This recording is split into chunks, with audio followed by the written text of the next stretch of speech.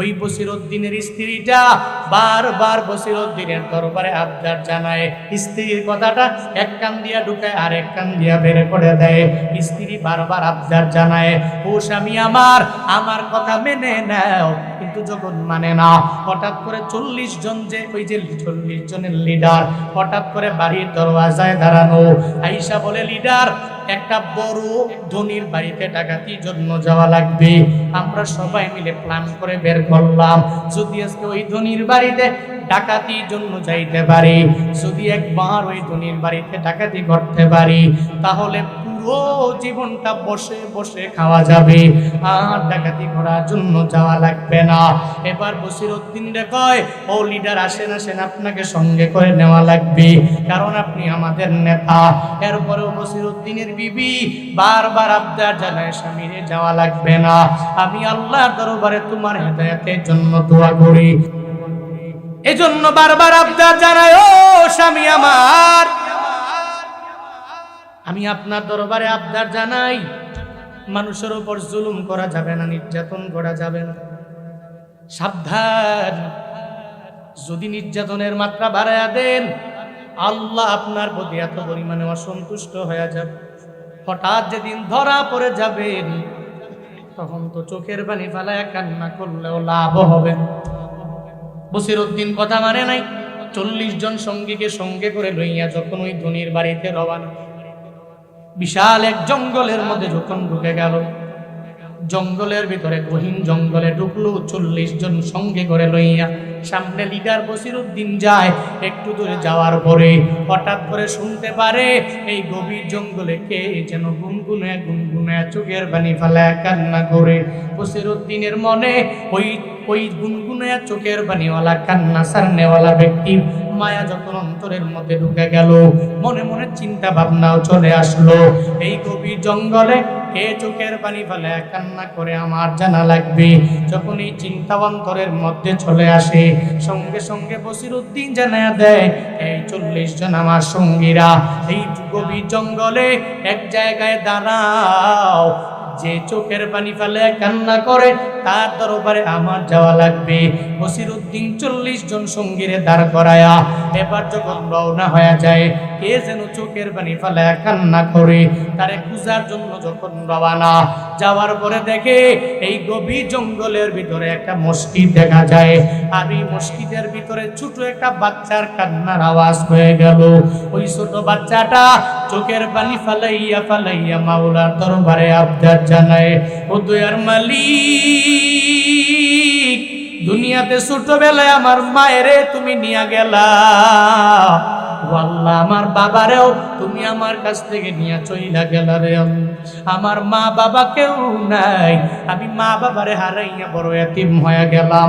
আল্লাহ গো, আমি মাদ্রাসার মধ্যে হিফজখানায় পড়াশোনা করি, আমার সব ছাত্র ভাইয়েরা হারিকেন জ্বালাইয়া, তেল দিয়া হারিকেন জ্বালাইয়ার পরে কোরআনটাকে মুখস্থ করে নেয়, কিন্তু আমার কপাল বড় খারাপ, আমার মাও দুনিয়ায় নাই, আমার বাবাও দুনিয়ায় নাই, যার কারণে আমি হারিকেন জ্বালাইয়া কোরআনটারে মুখস্থ করতে পারি না।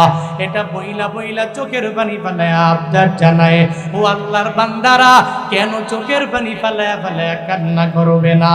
এই ময়দানে এমন অনেকে আছি 60 বছরের মুরব্বী হয়ে গেছি, কিন্তু ময়দান থেকে বাড়িতে যাওয়ার পরে যখন নিজের মায়েরে পায় না, যখন বাবারে পায় না, ময়দানে যখন বক্তারা মায়ের ব্যাপারে বয়ান করে, বাবার ব্যাপারে যখন বয়ান করে, মা বাবার কথা স্মরণ করে চোখের পানি ফেলায় কান্না করে, ওই মা বাবার মাকবারার পাশে দাঁড়ায়া যায়, আর দাঁড়াইয়া মায়ের নাম তুইলা তুইলা রবের দরবারে কান্দে আর বলে, ও দয়ার মালিক, আমার মায়ের কবর তুমি জান্নাতের বাগান বানায়া দাও, আমার বাবার কবর তুমি জান্নাতের বাগান বানায়া দাও। আল্লাহ, একটা 70 বছরের মুরব্বিও নিজের মা বাবারে হারাইয়া চোখের পানি ফেলায়া ফেলায়া কান্না করে।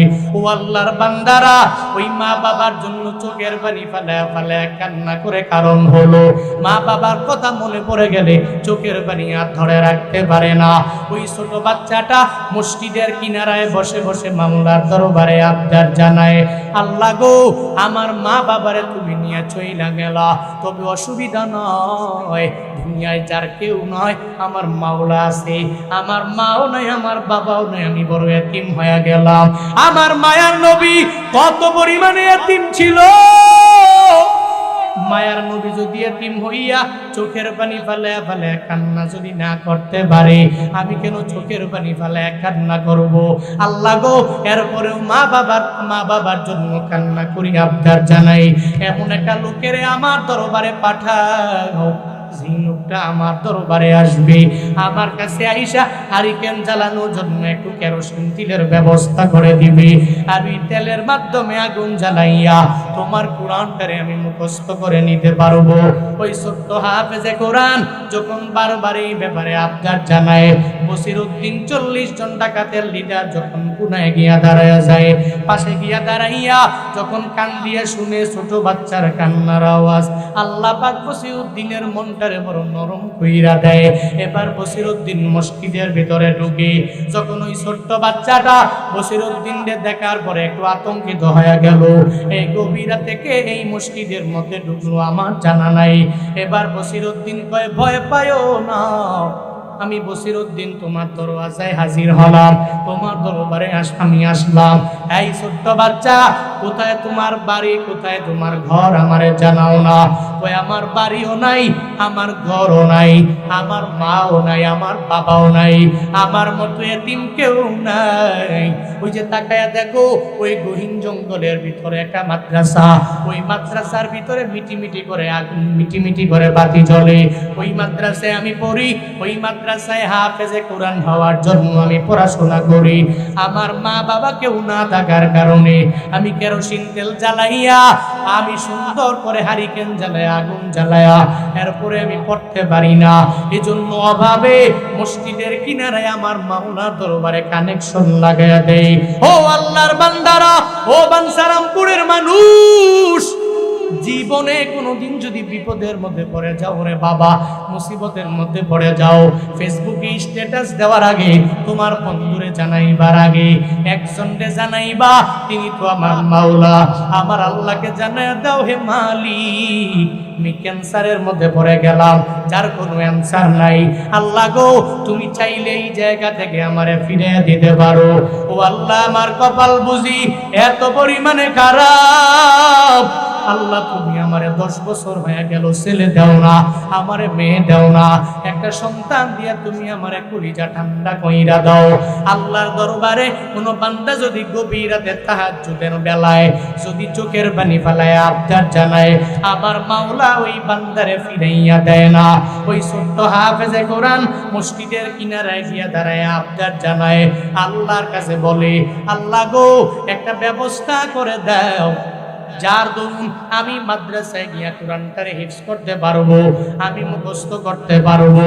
এভাবে বারবার যখন আবদার জানাইলো, বসিরউদ্দিনের দরবারে সব কইলা মাইলা বলার পরে বসিরউদ্দিন কয়, এই হাফেজে কোরআন, তুমি একটু আমার জন্য অপেক্ষা করে নাও, একটু পরে তোমার দরবারে আমার মোলাকাত হয়ে যাবে। দেখুন আরে বাবা, একজন হাফেজের কোরআনের কারণে আল্লাহ কেমন পরিমাণে হিদায়াত দিয়া দেয়, একটু মনোযোগের কান লাগায় শুনে যাও রে বাবা। এবার বসিরউদ্দিন কয়, ও হাফেজে কোরআন, তুমি একটু অপেক্ষা করো না, আমার জন্য ওয়েট করো, আমারে তুমি একটু সময় দাও, আমি এই জায়গা থেকে রওনা হয়ে যাব বাজারে, এরপরে তোমার জন্য কিছু নিয়ে তোমার দরবারে হাজির হয়ে যাব, তুমি রবের দরবারে আমার জন্য একটু দোয়া কইরা দাও। বসিরউদ্দিন দৌড়াইয়া যখন তেলের দোকানে বাজারে যায়, আর বাজারে তেলের দোকানের সামনে যায়া দরওয়াজার মধ্যে কোরআন আরে আর বলে, ও তেলের দোকানদার, আমি বসিরউদ্দিন তোমার দরওয়াজার সামনে আসলাম, একটু দরওয়াজা খুলে দাও, আমি তোমার সঙ্গে কথা বলবো। যখন বসিরউদ্দিনের নাম শুনে 40 জন ডাকাতের লিডার যিনি, তার নাম শুনলে তো বাজারের লোকেরা অটোমেটিক ভয় পায়। এবার তেলের দোকানদার মনে মনে চিন্তা ভাবনা করলো, হায় রে, আজকে মনে হয় বসিরউদ্দিনের হাত থেকে বাঁচা যাবে না, আমার যা তেল আছে সব তেলগুলো নিয়ে যাবে, অথবা না দিলে এই তেলের দোকানের মধ্যে আগুন লাগাইয়া দিবে। আমার পরিপূর্ণভাবে আমার ব্যবসার মধ্যে ধস নেমে আসবে। এবার বসিরউদ্দিন যখন নিজের পরিচয় দেয়, এবার ভিতর থেকে বলে, বস একটু দাঁড়ান, আমি খুলতেছি। দুনিয়ার স্বাভাবিক নিয়ম হলো, যারে উপর দিয়া দেখতে পারে না, অন্তরে দিয়াও যারে পরিপূর্ণ মহাব্বত করে না, কিন্তু তার পাওয়ার বেশি, দেখবেন কথায় কথায় তারে বস বলে বেশি, আর পিছনে পিছনে গিয়ে ওই বসের দুর্নাম করে। আমগো সমাজে এমন কারবার আছে নানা। বসিরউদ্দিন সঙ্গে সঙ্গে জানিয়ে দেয়, আমার সব লাগবে না, তুমি আমারে আগের বসিরউদ্দিন পাও না, আমি আগের বসিরউদ্দিন আর নাই রে। এই তেলের দোকানদার, একজন হাফেজে কোরআনের মায়া আমি পড়ে গেলাম, একজন হাফেজে কোরআনের প্রেমে আমি পড়ে গেলাম রে। আর আমারে ডাকাত বলিও না, আমারে জালেম বলিও না, আমারে জুলুমকারী বলিও না, আমারে অত্যাচারকারী বলিও না। এই তেলের দোকানদার, একটা তেলের কুন্টিন টাকার বিনিময়ে দিয়ে দাও, এই তেলের দোকানটা নিয়ে আমি চলে যাব। এবার একটা বড় যাইয়া এবার তেলের দোকানদার বলে, বসিরউদ্দিন মনে হয় আমার সাথে মজা করতে লাগলো। 40 জন ডাকাতের লিডার হঠাৎ করে এত পরিমাণে ভালো হয়ে যাবে, এটা আমার বুঝে আসে না। মনে হয় আমারে পরীক্ষা করার জন্য আমার দরবারে বলে, আমি যদি পরীক্ষার মধ্যে ফেল হয়ে যাই, আমার তেলের দোকানটারে পরিপূর্ণ নষ্ট করে ফেলবে। এরপরেও মনে ভয়, কারণ 40 জন ডাকাতের লিডার আমাকে বারবার বলে সে নাকি হঠাৎ করে এত পরিমাণে ভালো হয়ে গেল, সে নাকি আর মানুষের উপরে জুলুম করে না, মানুষের উপর নির্যাতন করে না। মনের ভিতরে একটু একটু ভয়ও আছে, আবার চিন্তাও করে, আল্লাহ যদি কোনো বান্দারে হিদায়াত নামক দৌলত দিয়া দেয়, দুনিয়ার কেউ তো বান্দা ফিরাইয়া দিতে পারবে না। ওই পর্যায়ে এবার মনে মনে চিন্তা করে আর বলে, ও বসিরউদ্দিন বস, আমার আপনার তেলের কোন দিন লাগবে, ধরেন একটা দিয়া দিলাম, কোনো টাকা আমারে দেওয়া লাগবে না। বসিরউদ্দিন ডেকে বলে, ও তেলের দোকানদার, না না, আজকে কোনো পেমেন্ট দেওয়া ছাড়া তেলের কন্টেন নিতে চাই না, ধরো ধরো, এই বিনিময়ে তেলের কন্টেন তোমার হাতের মধ্যে দিয়ে দিলাম, এখন তুমি যা চাও তোমারে তাই দেব, তেলের কন্টেন তুমি আমারে দিয়ে দাও, এটা বিনিময়ে নেওয়ার পরে আমি নিয়ে যাব। এবার ওই মনে মনে কই, তাহলে বসিরউদ্দিনের একটু হেল্প কইরা দেই। কয়, বস আমার একটু পারমিশন দেন, আপনি নিজে নেওয়া লাগবে না, যেই জায়গায় নিয়ে যাবেন আমি তেলের কন্টিনটাকে আমার মাথার মধ্যে উঠাইয়া অথবা ঘাড়ে কইরা আপনারে পৌঁছায়া দিব। বসিরউদ্দিন জানায়া দেয়, ও তেলের দোকানদার, লাগবে না, এতদিন পর্যন্ত আমি যত বড় গাদ্দার আর জালেম আর ডাকাত ছিলাম, আজকে থেকে এমন বড় ডাকাত নাই, এমন বড় জালেম আমি নাই রে। দে দে, আমার ঘাড়ের মধ্যে উঠাইয়া দে, আমার মাথা উঠাইয়া দে, আমি হাফেজে কোরআনের খেদমতে আমার নিজের নিয়োজিত করে নিলাম। তেলের কন্টিনটা বসিরউদ্দিন ঘাড়ের মধ্যে নিয়া যখন দৌড়ে যায়, মসজিদের মধ্যে গুনগুনায়া ওই হাফেজ বারে বলে, আল্লাহ গো, তোমার মায়ার নবী তো এত পরিমাণে এতিম ছিল, আমিও এতিম হয়ে গেছি, আমার মা বাবা কেউ নাই, কিন্তু আল্লাহ এই গভীর রাতে একজন বান্দা তুমি আমার দরবারে পাঠাইলা, সে আমার দরবারে আসলো, আর আমার দরবারে আয়েশা বলল আমার জন্য নাকি তেলের জন্য বাজারে গেল। আল্লাহ গো, এই ব্যক্তিটাকে তুমি কোরআনের জন্য কবুল কইরা নাও, ইসলামের জন্য কবুল কইরা নাও। একটা হাফেজে কোরআন যখন আমার রবের দরবারে দোয়া কইরা দেয়, একটা আলেম যখন আমার রবের দরবারে চোখের পানি ফালাইয়া যদি কারো ব্যাপারে আবদার জানায়, আল্লাহ কয় এই বান্দাগুলো আমি রবের দরবারে দোয়া করতে দেরি হয় রে, আমি আল্লাহ কবুল করতে দেরি করি না।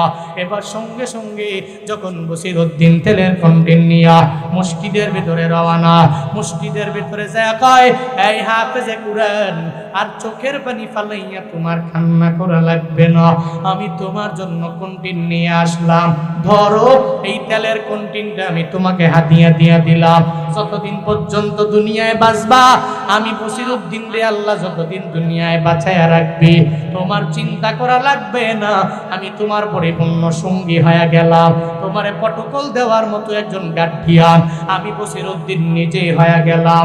বসিরউদ্দিন যখন বলে ওই হাফেজে কুরআন আল্লাহর দরবারে আবদার জানায়, ও আল্লাহ এই ব্যক্তিটা এই গভীর রাতে তুমি কেন পাঠাইলা রে আল্লাহ, আমার আমি এত পরিমাণে মাজলুম মানুষ, আমি এতিম মানুষ, আমার মাও নাই আমার বাবাও নাই, আমি মা বাবা হারায় এতিম হওয়ার পরে এই ব্যক্তিটারে তুমি আমার গার্ডিয়ান বানায়া পাঠাইলা রে মাওলা।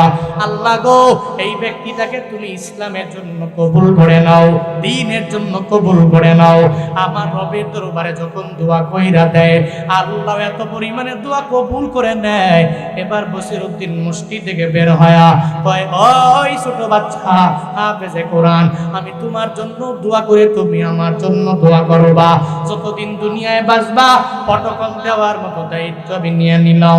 মসজিদ থেকে বের হয়ে যাওয়ার পরে ওই যে জঙ্গলে 40 জন সাথীরে দাঁড় করায় রাখছে, এদের দরবারে যখন যায় এবার 40 জন সঙ্গীরা জানায়া দেয়, লিডার গো এত বড় ধনীর বাড়িতে ডাকাতি করার জন্য যাব, এদের তো পাহারাদারের অভাব নাই, যদি ধরা পড়ে যায় তাহলে জীবন এখানেই শেষ হয়ে যাবে, রাত গভীর করা তর্ক হয়ে গেছে, একটু পরে যদি ফজরের আজান হয়ে যায় তাহলে আজকে ডাকাতির জন্য যাইতে পারবো না, আর দেরি কইরেন না, চলেন চলেন ডাকাতির জন্য আমরা রওনা হয়ে যাই। বসিরউদ্দিন জানায়া দেয়, এই আমার সঙ্গীরা একজন হাফেজে কোরআনের মায়ায় আমি পইরা গেলাম রে, ওই হাফেজে কোরআন আমি বসিরউদ্দিনের জন্য আল্লাহর দরবারে দোয়া করেছি, আমার কেন যেন মনে হয় রে এই দুনিয়াতে ডাকাতির মধ্যে চুরির মধ্যে জুলুম করার মধ্যে কোনো শান্তি নাই, ওই হাফেজে কোরআন আল্লাহর দরবারে আমার ব্যাপারে আবদার জানাইছে, আমার মনে হয় আজকে ডাকাতির জন্য আমি যাইতে পারবো না, আমি তোদের সামনে রাইখা এই জঙ্গল আসমান জমিনে সাক্ষী রাইখা আমার আল্লাহকে হাজির নাজির চাই না জানিয়ে দিলাম, আমি বসিরউদ্দিন আজকে থেকে আর কোনো ডাকাতির জন্য যাব না, আর কোনো চুরি করার জন্য যাব না, মানুষের উপর জুলুম করব না, মানুষের উপর আর আমি নির্যাতন করব না, আমি নিয়ত করে নিলাম আজকে থেকে কোনো অন্যায় আমার দ্বারা আর হবে না, তোরা চাইলেও এই অন্যায় থেকে ফিরে ন্যায়ের পথে চলে আসতে পারো। এবার বসিরউদ্দিন যখন ডাকাতি না করে দৌড়ে বাড়ি যায়, স্ত্রী দেখার পরে রবের দরবারে বলে, আল্লাহ গো আমার স্বামীরে তুমি বুঝে হিদায়াত নামক দৌলত দিয়া দিলা, এবার স্বামীরে জিগায়, ও স্বামী আমার ডাকাতির জন্য কি যাও নাই? বলে না যাই নাই, একজন হাফেজে কোরআনের মায়ায় পড়ে গেলাম, সে আমারে ফিরে দিল, আমি আর ডাকাতির জন্য যেতে পারি না, এই জন্য তোমার দরবারে হাজির হয়ে গেলাম। বউটা খুশি না বেজার? এই খুশি না বেজার? কারণ বউ তো মনে মনে কয়, আল্লাহ বসিরউদ্দিন রে তোমার কাছে জিম্মা, তোমার কাছে জামিন করে দিলাম, আল্লাহ গো আমার স্বামীরে তুমি হিদায়াত নামক দৌলত দিও। একদিকে বউ মুসল্লায় দাঁড়ায় স্বামীর জন্য আল্লাহ দরবারে আবদার জানায়, অপরদিকে হাফেজে কোরআন বসিরউদ্দিনের জন্য দোয়া করে। এবার বসিরউদ্দিন যখন যায়, বসিরউদ্দিন কয়, বউ হাফেজে কোরআনের মায়ায় পড়ে গেছি, আমি নিয়ত করেছি আজকে থেকে আর জীবনে কোনোদিন ডাকাতি করব না, মানুষের উপর জুলুম করব না, নির্যাতন করব না, এখন থেকে তুমি যেভাবে বলো এভাবেই চলবো। আমার একটু হাসান বসরি রাহমাতুল্লাহ আলাইহি, জমানার শ্রেষ্ঠ একজন মুহাক্কিক মুহাদ্দিস, একজন ওলিয়ে কামেল হাসান বসরি রাহমাতুল্লাহ আলাইহি, হাসান বসরির কাছে আমাকে একটু নিয়ে যাও, আমি তার দরবারে যাব। এবার যখন স্ত্রী বসিরউদ্দিনকে সঙ্গে করে লয়া হাসান বসরির দরবারে রওনা, যায় বলে, হাসান বসরি আপনার কাছে বসিরউদ্দিন নিয়ে আসলাম, এই বসিরউদ্দিনের এই হালাত। হাসান বসরি কয়ে, তোমার স্বামী তো স্বাভাবিক আর কোনো পর্যায়ের স্বামী না, সে তো আমার মাওলার বন্ধু হয়ে গেছে। আরো জোরে চিল্লায়া পড়বেন না সুবহানাল্লাহ? আরো জোরে চিল্লায়া পড়বেন না আল্লাহু আকবার? কি হয়ে গেছে? আল্লাহর ওলি হয়ে গেছে, ওলি হয়ে গেছে। ওমিয়া হাফেজে কোরআন দোয়া করছে, আল্লাহ কবুল করে নিছে। এই জন্য কোরআনের সাথে সম্পর্ক লাগানো প্রয়োজন আছে না নাই? কথা বলেন না কেন, আছে না নাই? জিকির করেন লা ইলাহা ইল্লাল্লাহ, সবাই লা ইলাহা।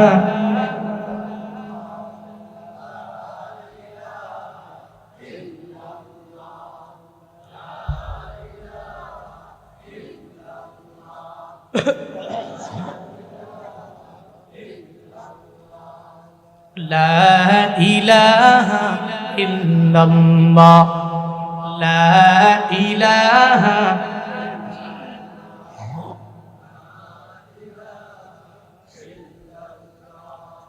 লা ইলাহা ইল্লাল্লাহ, লা ইলাহা, লা ইলাহা,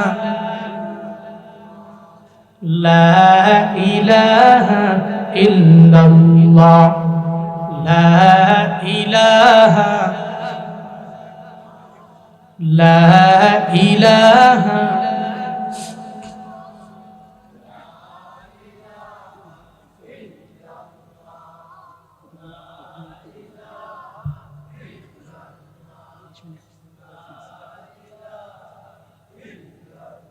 আল্লাহ পাক মিশন জানায়া দিলেন, নবী আমার উম্মতের জানায়া দেন,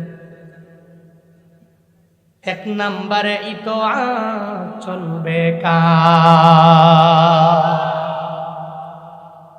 কার ইতাআত?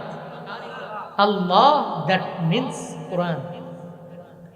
আল্লাহকে দেখা যায় না তো কোরআন তো দেখা যায়, কোরআন তো পড়া যায়, কোরআন তো শেখা যায়। কোরআনকে ফলো করে অগ্রগামী হব, রাজি আছি তো ইনশাআল্লাহ। আল্লাহ সব ভাইকে সে তৌফিক দান করেন, সকলেই বলি আমিন।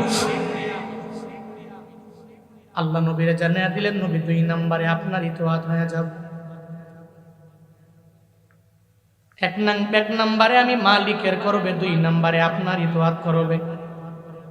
ও বান্দা, দুনিয়াতে যদি কেউ নবীর আদর্শে নিজের আদর্শবান বানায় নেয়, এই উঠতেছেন কেন? কি আল্লাহ এ সাদা,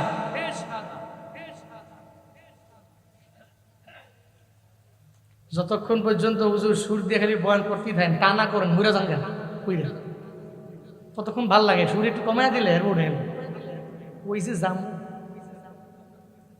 সুর দিয়ে কইলে কোরআন হাদিস, আর বাইরে কইলে কোরআন হাদিস না, সেটা এমন নাকি?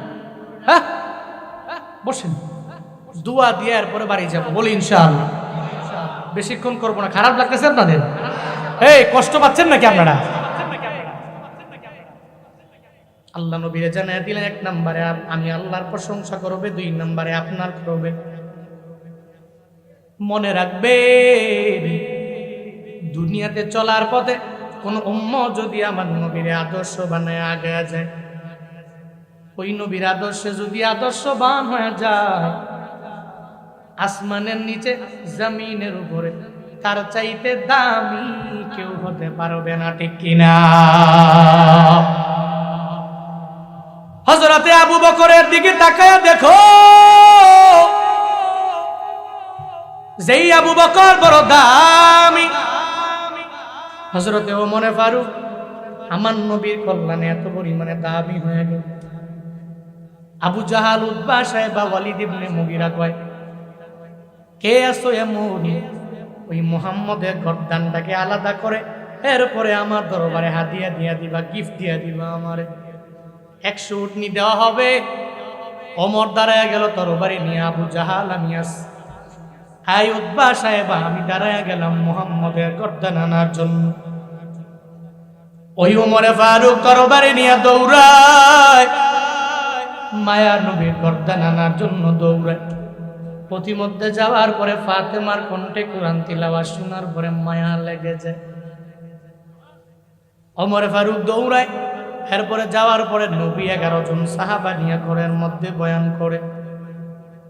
11 জন সাহাবা নিয়ে মাত্র গোপনে গোপনে নবী দাওয়াত দিতে লাগলেন।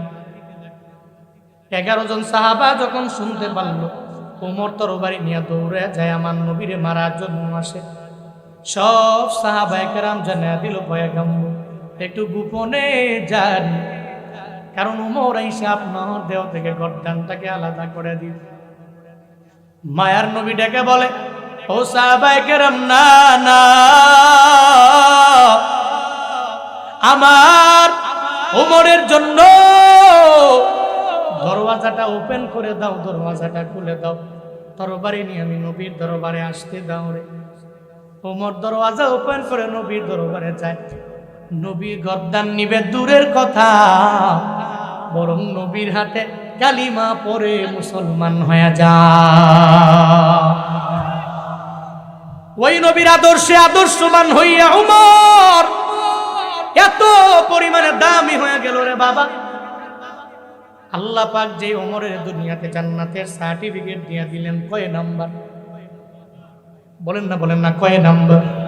2 নম্বরে ওমর রাদিয়াল্লাহু আনহু সার্টিফিকেট পেয়ে গেলেন। এই আবু বকর দামি হয়ে গেল, ওসমান রাদিয়াল্লাহু আনহু দামি হয়ে গেল, হযরত আলী দামি হলো। কেমনে দামি হলো? আমার মদিনাওয়ালা নবীর আদর্শ নিয়া এরা অনেক পরিমাণে দামি হয়ে গেল।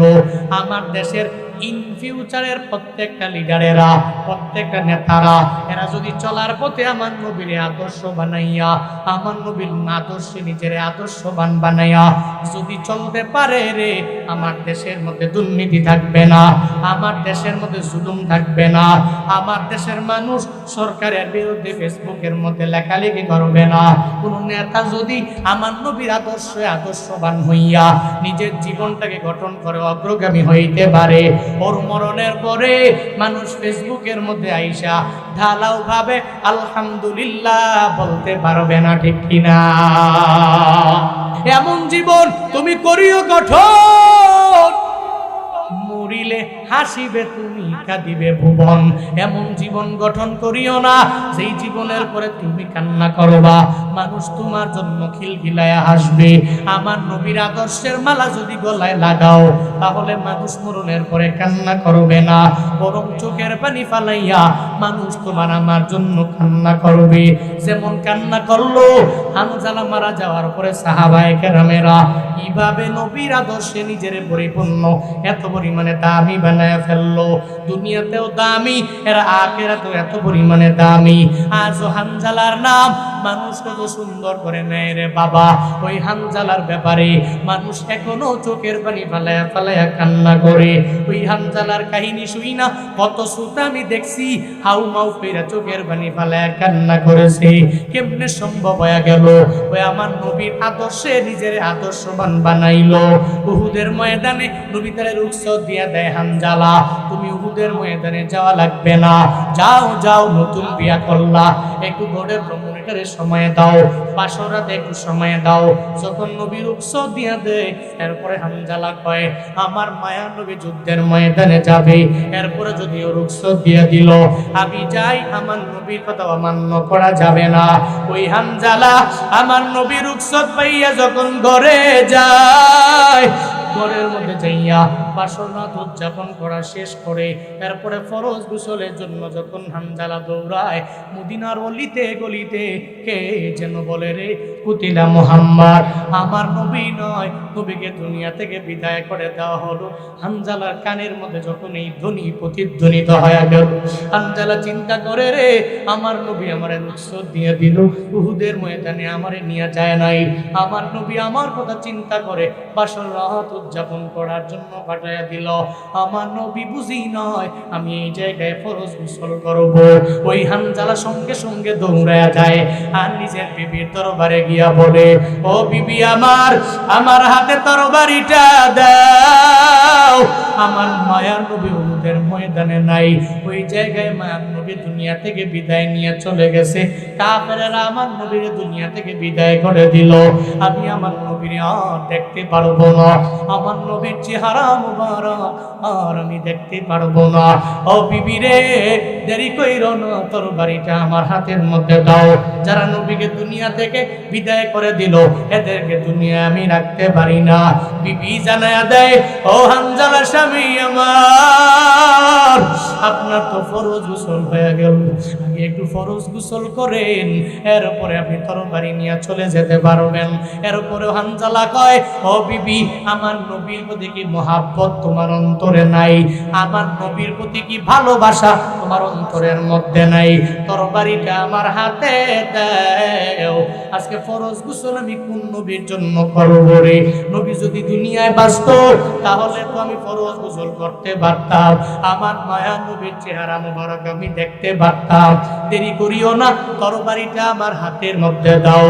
ওই হানজালা এবার তরবারি নিয়ে যখন উহুদের ময়দানে যায়, ওখানে যাইয়া যুদ্ধ করতে করতে করতে করতে একটা পর্যায়ে দুনিয়া থেকে বিদায় নেয়। ইন্না লিল্লাহি ওয়া ইন্না ইলাইহি রাজিউন। যখন দুনিয়া থেকে বিদায় নিয়ে চইলা গেল, এবার উহুদের ময়দানে যুদ্ধ শেষ হয়ে গেল। আমার নবী কয়, ও সাহাবায়ে কেরাম, উহুদের ময়দানে যারা দুনিয়া থেকে বিদায় নিল, যে সুহাদা, এই সুহাদাদেরকে তাদের লাশগুলো একসাথে করে দাও, আমি এদেরকে দেখবো, এদের চিনে নিব। এদের গোসল দেওয়া যাবে না, বিনা গোসলে এই সুহাদাদেরকে দাফন করে দাও। কেন রে? বলে হাসরের ময়দানে সুহাদারা উঠবে, আমার মাওলার দরবারে যাবে। আল্লাহ পাক ওদিন বলবে, ও সুহাদায়ে কেরাম, আমি রবের জন্য কি নিয়ে আসছো? বলে, আল্লাহ গো, তোমার জন্য কিছু নিয়ে আসতে পারি নাই, নিজের জিন্দেগিতেও আমল করার সুযোগ পাই নাই, কিন্তু আল্লাহ গো, কালেমাকে প্রতিষ্ঠিত করতে যাইয়া, ইসলামটারে পরিপূর্ণ কায়েম করতে যাইয়া আমার তাজা রক্তগুলো জমিনের মধ্যে বিলীন করে দিয়া গেলাম। ও আল্লাহ, এজন্য আজকে তোমার দরবারে হাজির হয়ে গেলাম। গোসল দেওয়া হয় নাই, পুরা বডিটাই তো রক্ত মাখা বডি নিয়ে তোমার দরওয়াজায় হাজির হয়ে গেলাম। আল্লাহ ওদিন বলবে, ও সুহাদারা, তোমরা আমি আল্লাহর জন্য, আমি রবের কোরআনের জন্য, আমি রবের ধর্মের জন্য, ইসলামের জন্য নিজের তাজা রক্তগুলো জমিনের মধ্যে বিলীন করে দিয়ে দিল। আজকে কোনো হিসাব নেওয়া হবে না। ও সুহাদারা, জান্নাতের 8টা দরওয়াজা তোমাদের জন্য ওপেন আছে।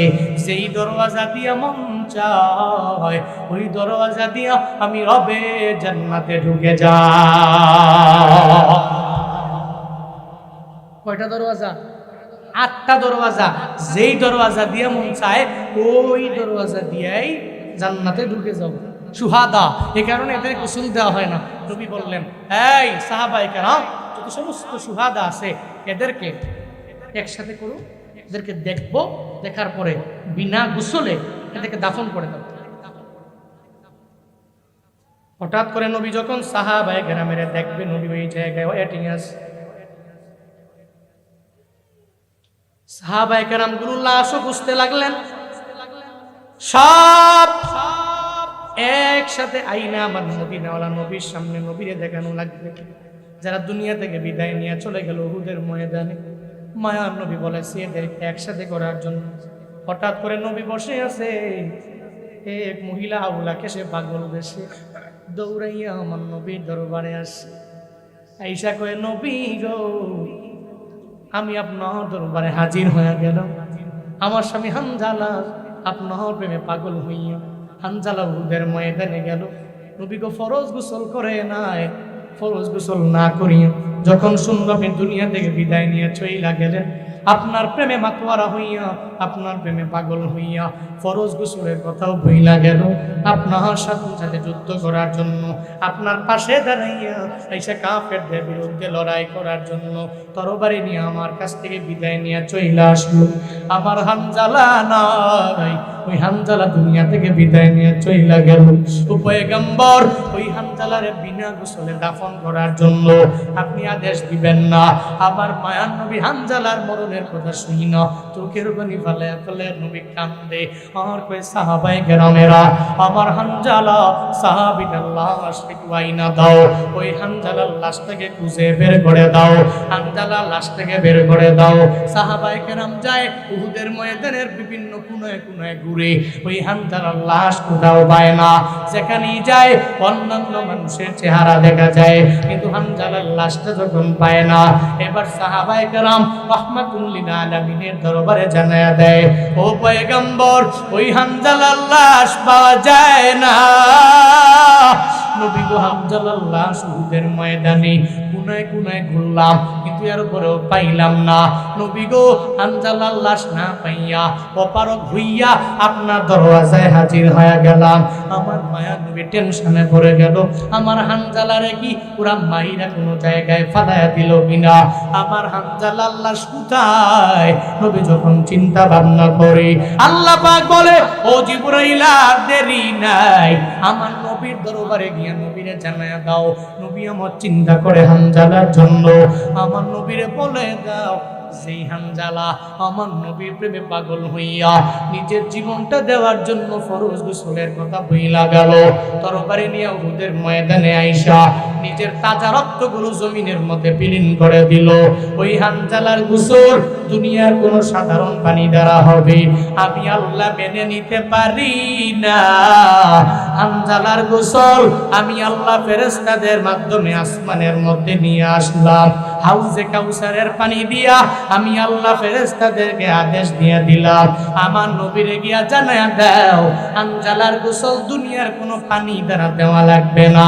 হাউজে কাউসারের পানি দিয়া আমি আল্লাহ নিজে স্বয়ং থাইকা ফেরেশতাদেরকে লইয়া হানজালার গোসল সেরে ফেলেছি। কান্দিয়া বে কুলরি হানজালা শহীদ রে, কলিজাসি রিসে সেই জঙ্গে দে, কলিজাসি রিসে সেই জঙ্গে দে, নবীর সাহাবী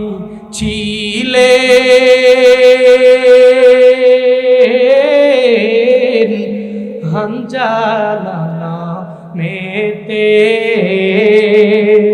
যিনি শহীদ হয়েছিলেন বিবাহের রাত্রিতে রে গিয়ে জঙ্গে দে, নবীর ডাকে গভীর রাতে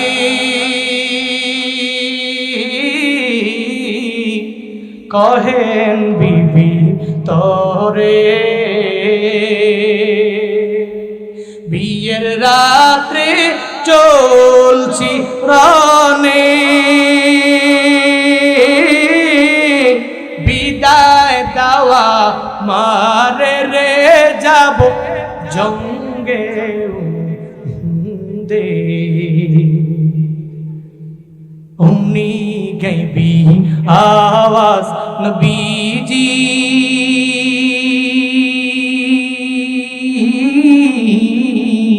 পাইলেন শুনিতে,